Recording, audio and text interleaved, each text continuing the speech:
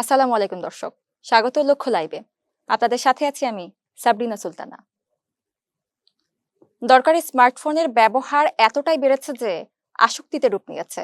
যারা ফোনে আসক্ত তারা এই ডিভাইস ছাড়া এক মুহূর্ত থাকতে পারেন না। অন্যদের মতো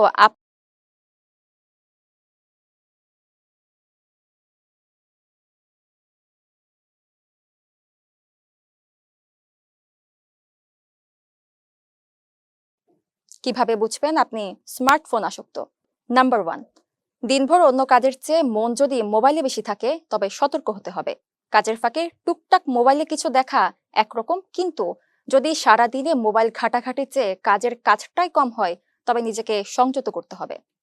নাম্বার 2, ক্রমাগত যদি মাথায় চলতে থাকে সামাজিক যোগাযোগ মাধ্যমে যে পোস্টটা করেছেন তাতে কতজন লাইক করলো, কতজন দেখলো, তবে ভেবে দেখুন আপনার এই সামান্য জিনিস নিয়ে এত বেশি ভাবনা স্বাভাবিক তো? নাম্বার 3, বন্ধু বান্ধবের সঙ্গে সময় কাটানোর চেয়েও যদি নেট দুনিয়ার আকর্ষণ বেশি হয়, সেই টান এড়ানো সম্ভব না হয়, তাহলেও বুঝবেন আপনার নেট আসক্তি বাড়ছে। নাম্বার 4, মোবাইল ও নেট দুনিয়া নিয়ে ভাবনা এমন পর্যায়ে পৌঁছাতে পারে যখন আশপাশের মানুষগুলোর গুরুত্ব কমে যায়।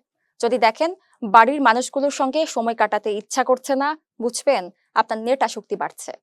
নাম্বার 5, মোবাইল ফোন না পেলে যদি প্রবল রাগ হয়, মনের মধ্যে অশান্তি তৈরি হয়, 10 মিনিটও ফোনটা ছাড়া থাকতে অসুবিধা হয়, তখন বুঝতে হবে আসক্তি গভীরে প্রবেশ করেছে।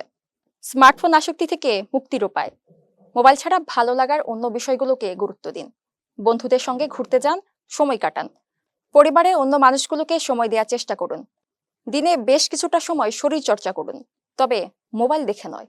দর্শক, এই ছিল আজকের মতো। আমাদের পরবর্তী কোনো আপডেট পেতে চোখ রাখুন লক্ষ্য লাইভের অফিসিয়াল ফেসবুক পেজে ও ইউটিউব চ্যানেলে।